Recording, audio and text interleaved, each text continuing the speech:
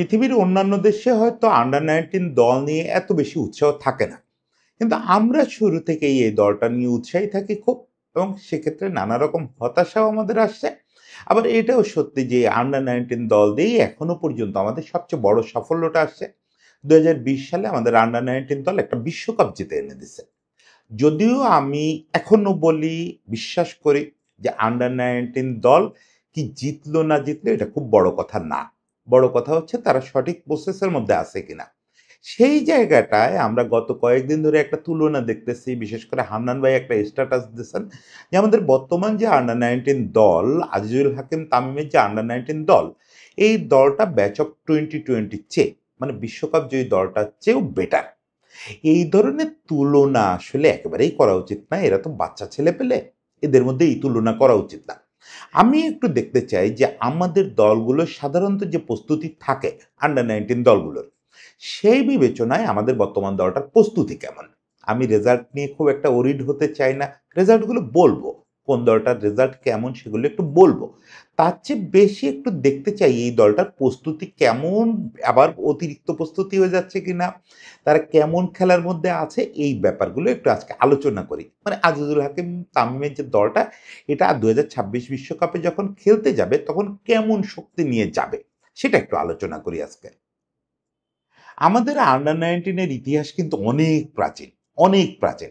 আমাদের আন্ডার-19 এর ইতিহাসের একদম শুরুতে, মানে ক্রিকেটের যখন আন্ডার-19 হিস্ট্রিটা শুরু হলো আন্ডার-19 ওয়ার্ল্ড কাপের, সেটার সঙ্গে আমরা একটু জড়িত। কিরকম জড়িত? প্রথম যে আন্ডার-19 ওয়ার্ল্ড কাপটা হয়েছিল, ওটা ঠিক আন্ডার-19 ওয়ার্ল্ড কাপ হিসাবে শুরু হয় নাই। ওইটা ক্রিকেট অস্ট্রেলিয়ার একটা শতবর্ষীয় অনুষ্ঠান ছিল।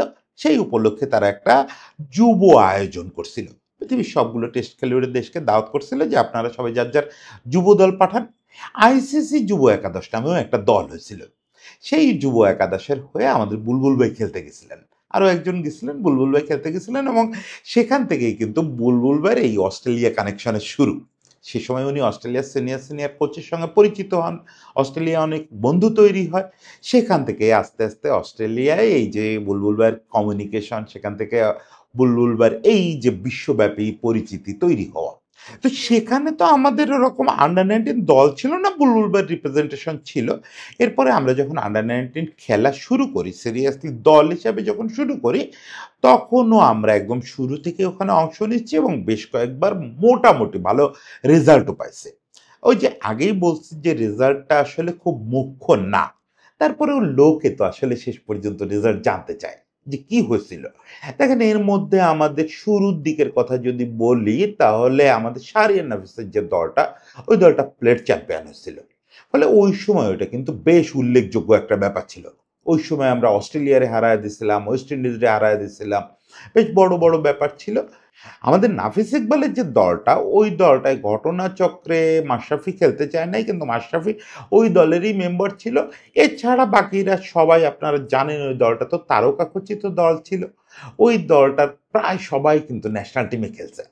ফলে বলা যায় যে ওই নাফিস ইকবালের দল থেকে আসলে শুরু হলো যে আমরা বয়সভিত্তিক দল থেকে প্রচুর ক্রিকেটার পাওয়া শুরু করলাম আমাদের ন্যাশনাল টিমে।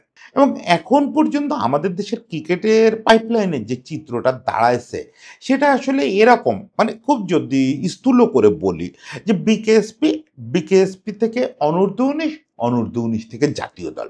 আমাদের পাইপলাইনটা অত্যন্ত অন্যায্যভাবে সরল হয়ে আছে। আমাদের বেশিরভাগ ক্রিকেটার বিকেএসপি হয়ে আন্ডার-19 হয়ে ন্যাশনাল টিমে আসেন। এটা হওয়া উচিত না। কি উচিত সেটা অন্য একদিন অন্য এক জায়গায় আলোচনা করব, কিন্তু ঘটনাচক্রে আমাদের এটাই হয়ে গেছে। সেই থেকে আমরা প্রতিবারই দেখি যে আমাদের জাতীয় দলের মূল ভরসাগুলো উঠে আসে আন্ডার-19 থেকে, এবং ওখানে একটা গ্যাপ থাকে। আন্ডার-19 থেকে যখন জাতীয় দলে আসে, এই ট্রানজিশনটা ভালো হয় না। ফলে আন্ডার-19 লেভেলে আমরা দেখা যায় অস্ট্রেলিয়া ওয়েস্ট ইন্ডিজে উড়ায় দিচ্ছি, সেই দলের খেলোয়াড়রাই এসে পরবর্তীকালে অস্ট্রেলিয়া ওয়েস্ট ইন্ডিজের খেলোয়াড়দের ধারে কাছেও পৌঁছাইতে পারে না। মানে আমাদের এনামুল হক বিজয়রা বাবর আজম, বিরাট কোহলিদের বিট করে আসে ওই অনূর্ধ্ব-19 পর্যায়ে। এসে ওই যে গ্রুমিং হয় না, এরপরে প্রসেসটা ঠিক মতো হয় না, ফার্স্ট ক্লাস ক্রিকেট ভালো খেলে না, ঘরোয়া ক্রিকেট ভালো খেলে না। ফলে তারা এই পর্যায়ে এসে ওই অনূর্ধ্ব-19 মানেরই থেকে যায়। কিন্তু এদিকে এরা তো রঞ্জি টঞ্জি খেলে, শেফিল্ড খেলে অন্য স্ট্যান্ডার্ডে চলে যায়। এটাও আবার আরেক আলোচনা। আমরা তো আলোচনা করে তো বসছিলাম যে এবারের দলটা কেমন।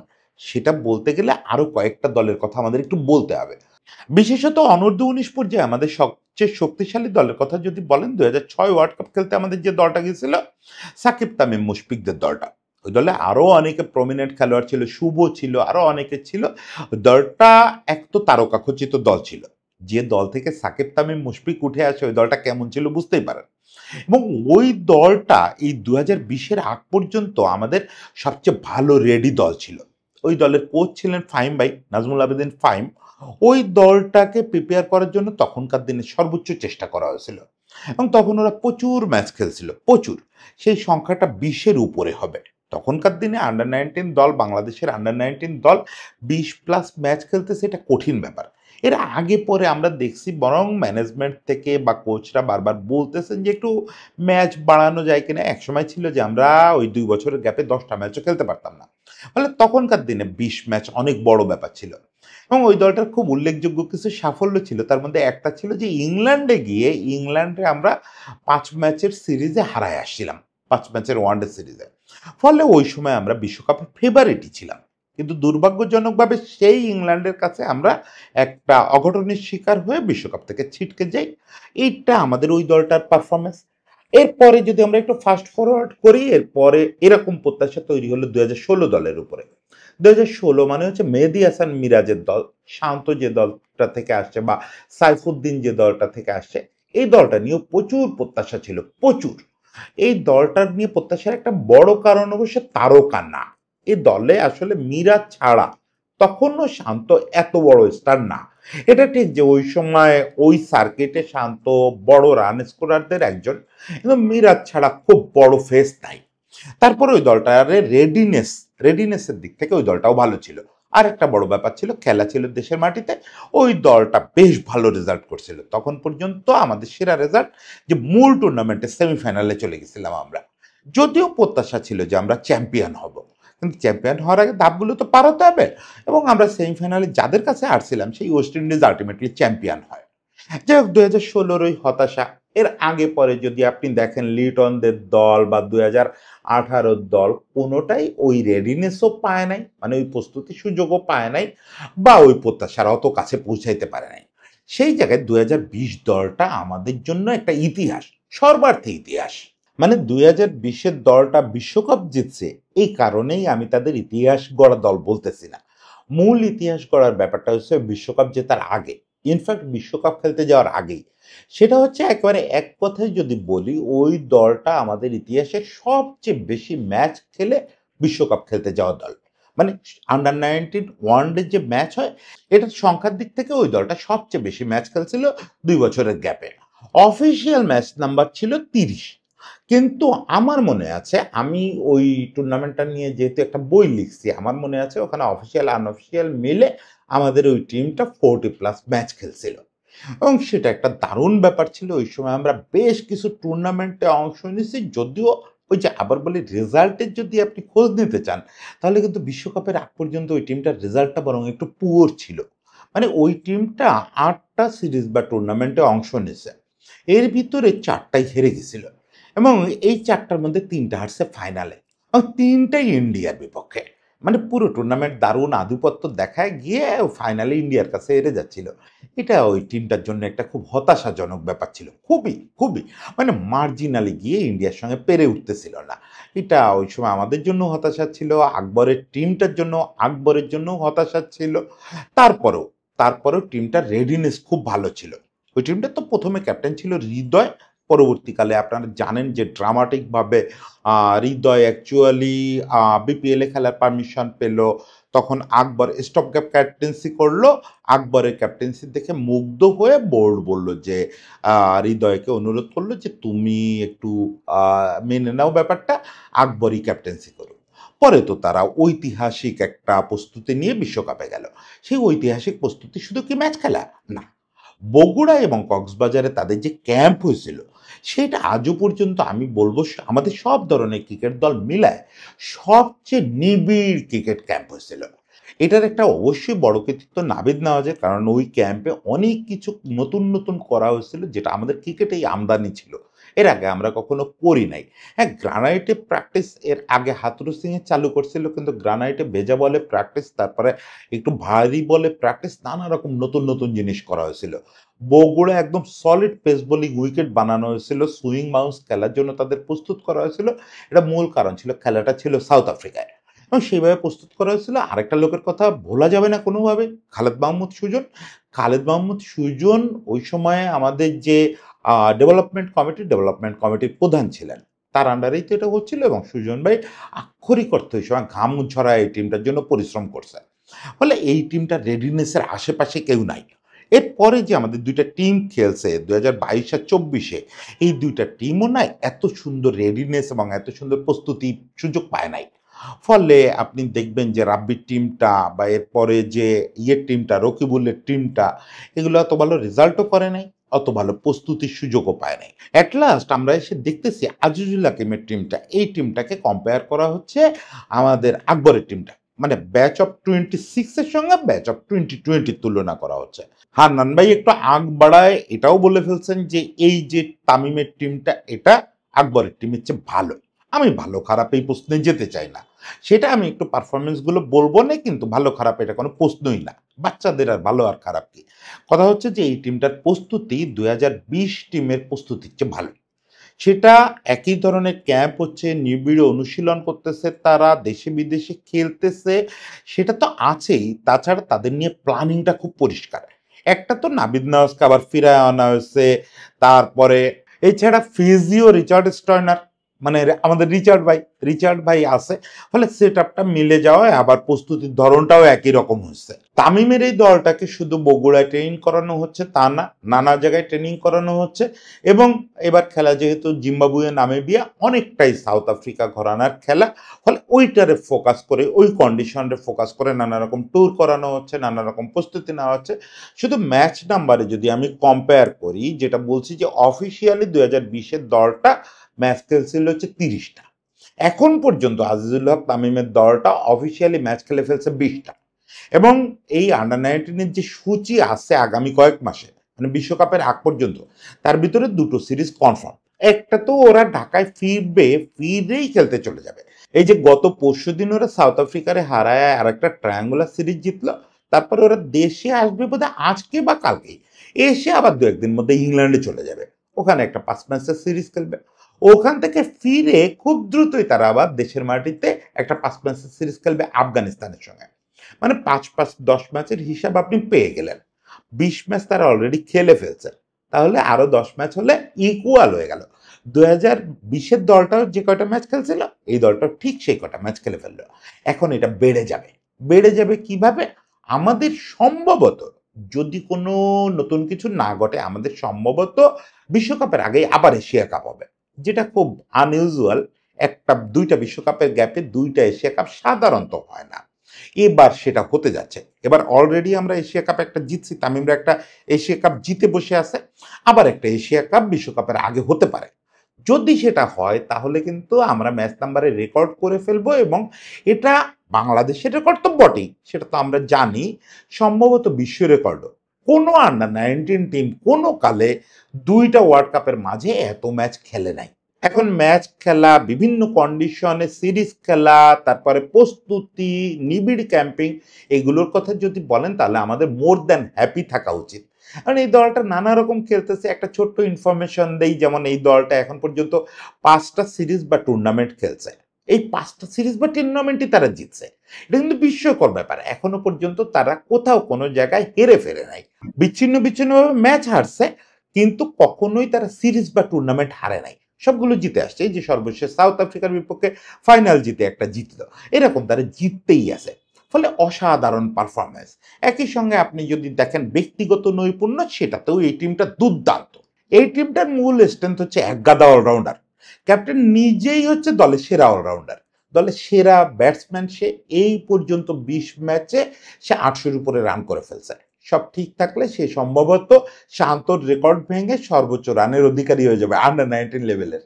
এটা একটা হবে। পাশাপাশি তার আবার ভয়ানক ভালো অলরাউন্ডার, মানে ভয়ানক ভালো শব্দটা বলা উচিত না, খুবই সুন্দর অলরাউন্ডার। তামিম যেরকম দলের সর্বোচ্চ রান সংগ্রাহক, একই সঙ্গে ১৮ উইকেট নিয়ে এই দলের পঞ্চম সেরা বোলারও সে। একই সঙ্গে জাওয়াদ আবরারের রানও অলমোস্ট 700-696 আর কি। ওই তামিমের রান প্রায় 800। আমাদের 500 করা ব্যাটসম্যান আরো দুজন আছে, রিজান কালাম, দুজনেরই কালামের রান 500 পূর্তে বোধহয় 3-4 রান বাকি আছে, রিজান 500 পার হয়ে গেছে, মানে প্রায় 600-র কাছে। মানে বুঝলেন, 4জন ব্যাটসম্যান বিপুল রান করতেছে। উইকেটের দিকে কি অবস্থা? উইকেটের দিকেও আমাদের খুব ভালো অবস্থা। আল ফাহাদ ম্যাচ কিন্তু 4টা কম খেলছে, 20টা ম্যাচে খেলে নাই। সে 16 ম্যাচে 38 উইকেট নিয়ে ফেলছে। এছাড়াও আমাদের 20-এর কাছাকাছি উইকেট বেশ কয়েকজনের আছে, যেটা বললাম আজিজুল হক তামিমের নিজেরই 18 উইকেট আছে। রিজান, যে কিনা তৃতীয় সর্বোচ্চ রান স্কোরার, সে আবার তৃতীয় সর্বোচ্চ উইকেট সংগ্রাহক। মানে 19 উইকেট নিয়ে সে তৃতীয় সর্বোচ্চ উইকেট সংগ্রাহক। বুঝতে পারতেছেন, টিমটা মূলত অলরাউন্ডার নির্ভর। এই টিমে অনেক কয়জন ভালো অলরাউন্ডার আছে। এখন কথা হচ্ছে, যা যা বললাম এগুলো সব কি ভালো কথা? আমি যে টোনে বলছি, যা যা বলছি, এগুলোতে তো মনে হয় যে দাদা তাইলে প্রশংসাই করতেছে টিমটার। না, একটু বিপদেরও জায়গা আছে। এই যে এত কিছু না, এত কিছু আবার একটু ভয় ধরায় দেয়। ওই যে সেই রবীন্দ্রনাথের কথা, ভালো সে অল্প বলেই ভালো, বেশি হলে সে নিজের ভিড়ে হয়ে যায় মাঝারি। তো সেই জিনিসটা একটু আমাদের এবারে আন্ডার 19-এর ক্ষেত্রে হচ্ছে। দেখেন, একটা সময় আমরা আন্ডার 19 টিম নিয়ে বলতাম, আমরাই সাংবাদিকরা লেখালেখি করছি, আমাদের টিমটাকে আরো খেলার সুযোগ দিতে হবে, আরো যেন তারা ম্যাচ খেলতে পারে। সেই জায়গাটায় আমরা কিন্তু স্ট্যান্ডার্ড লেভেলে আসছি 2020-এ। মানে আমাদের উচিতই আসলে 25 থেকে 30টার মধ্যে ম্যাচ খেলা। এখন সেটা দেখেন অনেক বেড়ে যাচ্ছে।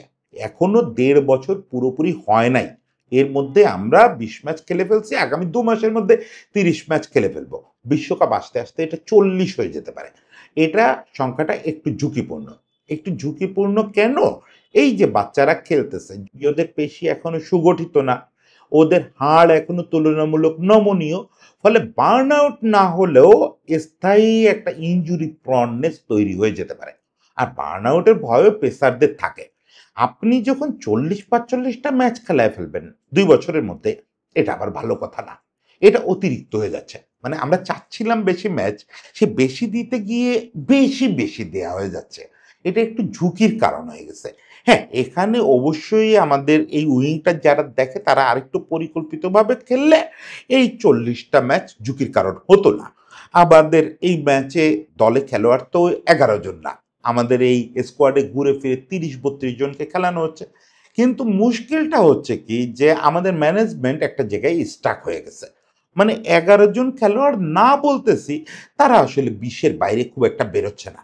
এই দলের অন্তত 6 জন খেলোয়াড় এই 20টা ম্যাচে সব কয়টা খেলছে। এটা উচিত হয় নাই। যেমন আজিজুল হক তামিম বা জাওয়াদ আবরার, যারা প্রমিনেন্ট খেলোয়াড়, সবাই 20টা করে ম্যাচ খেলছে। এটা একদমই ভালো কথা না। আমি আশা করতেছি নেক্সট সিরিজগুলোতে এদেরকে একটু একটু রেস্ট দেওয়া হবে। জাওয়াদ আবরার তো আছে, ভাইস ক্যাপ্টেন, তার 2-একটা ম্যাচে ক্যাপ্টেন্সি দেওয়া। তামিম একটু রেস্ট নিক, তামিমের তো আর প্রুভ করার কিছু নাই। তামিম হাইয়েস্ট লেভেলে প্রুভ করা শুরু করছে, ওর এখন আর প্রুভ করা কি আছে? সবাইকে রেস্ট দিতে হবে। একটা ভালো খবর হচ্ছে যে পেসারদের রোটেশন পলিসিটা ভালো, তুলনামূলক ভালো। কারণ কোনো পেসারই একমাত্র আল ফাহাদ 16টা ম্যাচ খেলছে, বাকি কোনো পেসারই 14-র উপরে ম্যাচ খেলে নাই। আমি বরং বলবো, এটা এখন পর্যন্ত, যেহেতু কথাটা বলতেছি এই যে আগস্ট মাসে বসে 2025-এ, আর বিশ্বকাপ হবে 2026-এ, এখন পর্যন্ত পেসারদের সবার অ্যাভারেজ আমি 10 ম্যাচ করে দেখলে খুশি হতাম। এর চেয়ে বেশি আসলে হওয়া উচিত না। হ্যাঁ, ব্যাটসম্যানদের ক্ষেত্রে বা স্পিনারদের ক্ষেত্রে এটা অ্যাভারেজ নাম্বার 15 হইতে পারে, কিন্তু ব্যাটসম্যানদের ক্ষেত্রে বা স্পিনারদের ক্ষেত্রে আমি দেখতেছি এই নাম্বারটা 20, আর পেসারদের ক্ষেত্রে 15, 16, 14 এরকম। এটা একটু বেশি হয়ে গেছে। এতে বার্ন আউটের ভয় বাড়ে। এবং আজকে আমাদের ক্রিকেট বোর্ডে যারা এই জিনিসগুলো খুব ভালো বোঝেন এবং পরিচালনার সঙ্গে জড়িত আছেন, এরকম আমাকে একজন অফ দ্য রেকর্ড একটু আশঙ্কার কথা বলতেছিলেন যে এদের অনেককে একটু টায়ার্ড লাগতেছে, ওনার দেখে একটু টায়ার্ড মনে হয়েছে। এবং একটা জায়গায় উনি আমাকে খুব ভালো একটা প্রশ্ন করছেন, যে দাদা আপনি বলেন তো, আপনি তো আন্ডার 19 অনেকদিন ধরে দেখতেছেন, আন্ডার 19-এ যে পরিমাণে আপনি স্পিড স্টার দেখেন, তার কতজন আমাদের পাইপলাইনে ঢোকে? আমি দেখলাম আসলেই তো, আন্ডার 19-এ তো আমাদের প্রচুর স্পিড স্টার থাকে। কিন্তু আপনি যদি সেই আদিকাল থেকে দেখে আসেন, তাহলে তাসকিন, তারপরে তানজিম সাকিব, এছাড়া খুব স্পিড স্টার কে আমাদের পাইপলাইনে আসছে? আপনি নাহিদ রানার কথা বলবেন, নাহিদ রানা ওই অর্থে আন্ডার-19 খেলোয়াড় না। এখানে নানা রকম ফাঁকি-ঝুঁকি আছে। নাহিদ রানা মূলত সরাসরি মফস্বল থেকে আসা খেলোয়াড়, নামেন আন্ডার-19 খেলছে। ও আন্ডার-19 জন্য প্রস্তুত খেলোয়াড় ছিল না। এছাড়া আমরা কিন্তু আন্ডার-19 থেকে বড় স্পিড স্টার পাইপলাইনে পাই নাই। অথচ আন্ডার-19 চিত্রটা দেখেন, যখন আন্ডার-19 হয়, প্রায় প্রত্যেক ব্যাচে আন্ডার-19 ২-৩ টা স্পিড স্টার থাকে। মানে যারা রেগুলার 140 কাছাকাছি, 140 উপরে বল করে। এরা কোথায় যায়? এরা বেশিরভাগই আন্ডার-19 থেকে ন্যাশনাল টিমের যে ট্রানজিশন পিরিয়ডটা, মানে ওই যে ঘরোয়া ক্রিকেটে কিছুদিন খেলা, এই সময়েই শেষ হয়ে যায়। ওই সময়ে যে প্রেশারটা পড়ে ওই আন্ডার-19 সময়ে, ফলে তারা ইনজুরি প্রন হয়। কেউ আবার এখানে বার্ন আউট হয়ে যায়। তখন আর এরা সর্বোচ্চ লেভেলে পৌঁছাইতেই পারে না। দেখেন, আমরা যদি রিসেন্ট উদাহরণটা নেই, ২০২০ যে আমাদের চ্যাম্পিয়ন দলটা, এই চ্যাম্পিয়ন দলের সেরা খেলোয়াড় ছিল মৃত্যুঞ্জয়। মানে ওই দলের খেলোয়াড়দের মতেই, বা আমরা যারা ওই সময় খেলা ফলো করতাম, আমরাই বলি যে মৃত্যুঞ্জয় ওই দলের সেরা তারকা। কিন্তু মৃত্যুঞ্জয় ওই সময় 140 প্লাস বল করতো এবং ভালো ব্যাটসম্যান, ৬-৭ ব্যাট করে, আমাদের সেরা পেস বোলিং অলরাউন্ডার হবে। সেই মৃত্যুঞ্জয় বিশ্বকাপ চলা অবস্থায় ইনজুরিতে পড়লো। এখন এই আজকে কতগুলো বছর, সেই ২০২০-এর পরে ৫ বছর পরে এসে তার রিকভারি কেবল মানসম্পন্ন পর্যায়ে পৌঁছাইছে। এই বিপিএলে কয়েকটা ম্যাচে 140-তে বল করতে দেখছি। ব্যাট এখনো সে ধরতেই পারতেছে না। মানে এই মৃত্যুঞ্জয়কে আমরা প্রায় হারায় ফেলছি। শাহিন ছেলেটা প্রায় নাই হয়ে গেছে ওই ব্যাচেরই। আমরা পাইছি কি ওই ব্যাচ থেকে শরীফুল আর তানজিম হাসান সাকিব।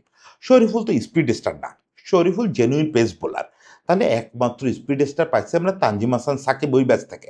তার মানে এই জায়গাটা আমাদের একটু ভয় পাওয়ার কারণ আছে। এখনই ঘাবড়ে যাওয়ার কিছু নাই। এখনো আমাদের হাতে সময় আছে। এখনো অলমোস্ট ১ বছর বাকি বিশ্বকাপের। বিশ্বকাপ আমরা জিতবো কি জিতবো না এটা নিয়ে আবারও বলি, আমি একদমই ওরিড না। এরা যদি সঠিক প্রসেসে থাকে, সঠিকভাবে পারফর্ম করতে পারে, ওরা ফার্স্ট রাউন্ডে বাদ হয়ে ফিরে আসলেও ওদের থেকে আউটপুট পাবো। ফলে আমাদের এই বাকি কটা মাস একটু সতর্ক থাকতে হবে। এখানে আমাদের যে ভালো পারফর্মারগুলো আছে, বিশেষত আমি বলি যে এই টিমটার দিকে আমি স্পেশালি খুব বেশি তাকায় আছি। আমি হান্নান ভাইয়ের মতো বলতেছি না এই টিমটা ২০২০-এর চেয়ে ভালো টিম। ২০২০ টিম তো আমাদের অলরেডি ৭-৮টা ন্যাশনাল প্লেয়ার উপহার দিছে। এখন ন্যাশনাল টিম ডমিনেট করতেছে ওরা। ফলে এখনই এদেরকে এই সার্টিফিকেট দেওয়ার কোনো অর্থ নাই। তবে এই টিমটার দিকে আমি স্পেশালি একটু নজর রাখতে চাচ্ছি এবং একটা প্রত্যাশা নিয়ে তাকায় আছি যে এই টিমটায় তো ৫-৬টা জেনুইন অলরাউন্ডার। ওই যে বললাম, আজিজুল হক তামিম, রিজান, তারপরে দেবাশিস দেবা, তারপরে সাইমন বশির, এই কয়জনের কথা বলতেছি শুধু পারফরমেন্সের বিচারে। এছাড়া যেমন দেবার ব্যাপারটা আপনি পারফরমেন্স দিয়ে বুঝতে পারবেন না। দেবা বলতে মাত্র ৬টা উইকেট পাইছে আর শখানেক রান করছে। কিন্তু আমার বরং মনে হয় যে এই টিমের দেবাশিস দেবা লেগ স্পিনিং অলরাউন্ডার, এই টিমের সবচেয়ে বাজি ধরার মতো অলরাউন্ডার। ওরে পরিচর্যা করলে ও অন্য লেভেলে যেতে পারে। এরা সবাই, আজিজুল হক তামিমরে নিয়ে তো আমি খুব আশাবাদী। এই বারবার যেটা বলি যে টেকনিক্যালি এবং পাওয়ারফুলি এত শক্তিশালী ব্যাটসম্যান আমাদের দেশে খুব কম আসে। একই সঙ্গে খুব কার্যকর স্পিনার। এদের সবাইরে নিয়ে আমি আশাবাদী। কিন্তু মূলত আমি অলরাউন্ডার খুঁজি। এখন পৃথিবীর যে সেই ডেভ ওয়াটমোরের জামানা থেকেই অ্যাকচুয়ালি ডেভ ওয়াটমোর বারবার বলতো যে we need all rounder, we need all rounder. সেই জায়গাটায় আমরা গত কয়েকটা বছর বেশ ধাক্কা খেয়ে গেছি। একটা সময় তো এই যে সাকিবদের সময় সাকিব বিশ্বসেরা অলরাউন্ডার ছিল, ওর আশেপাশে ৪-৫টা অলরাউন্ডার সবসময় আমাদের টিমে ঘুরতো। আমরা বরং অলরাউন্ডার দিয়ে ডমিনেট করছি একটা সময় বিশ্ব। সেই জায়গাটায় অবস্থা এখন এমন হয়েছে দলে মিরাজ ছাড়া অলরাউন্ডার নাই। আবার আমাদের প্রধান নির্বাচক লিপু ভাইয়ের একটু খোঁচা দেয়া লাগে, খোঁচা দেই। লিপু ভাই ওই সময় বলছে যে মিরাজ দলে থাকতে আমাদের ইয়ের জায়গা, মোসাদ্দেকের দলে জায়গা নাই। মানে লিপু ভাই একজনই বেশি অলরাউন্ডারই এখন দেখতে পাচ্ছে না, এরকম একটা অবস্থা। সেখানে আমাদের অলরাউন্ডার দরকার আসলে লিমিটেড ওভার ক্রিকেটে ৩ জন ৪ জন মিনিমাম স্কোয়াডে থাকতে হবে। যাতে আমাদের bowling option 7th, 8th, 9th পর্যন্ত চলে যায়। সেইটা না একটা high standard limited over cricket team. সেইটা হতে গেলে এই টিমটা থেকে আমরা ৩-৪টা যদি অলরাউন্ডার পেয়ে যাই, তাহলে এটা একটা বিরাট অর্জন হবে। কিসের ওয়ার্ল্ড কাপ, কিসের কি? ওগুলো অর্জনের দিকে আমি খুব একটা আগ্রহী না। ওয়ার্ল্ড কাপ একটা দরকার ছিল, এটা তো আইনে দিছে আমাদের আকবররা। আবার ওয়ার্ল্ড কাপ যদি আসে খুবই ভালো, খুবই খুশি হব। আমি সবার চেয়ে বেশি চিল্লাপাল্লা করব, কনটেন্ট করব, বিমানবন্দরে যাব। কিন্তু ওয়ার্ল্ড কাপ নিয়ে আন্ডার-19 কে চাপ দেওয়ার কোনো অর্থ হয় না, বা এই জাতীয় পরিমাপেরও কোনো অর্থ হয় না যে এই টিম ওই টিমের চেয়ে আগায় আছে। আমি দেখতে চাই প্রসেস এবং প্রোডাকশন। সেটার দিক থেকে আমি আশাবাদী। সেটার দিক থেকে আমি এই টিমটার দিকে চেয়ে থাকবো। এটুকু বলি। বাকিটা সময়ের দিকে অপেক্ষা করা যাক। সবাই মিলে অপেক্ষা করি। ভালো থাকবেন সবাই।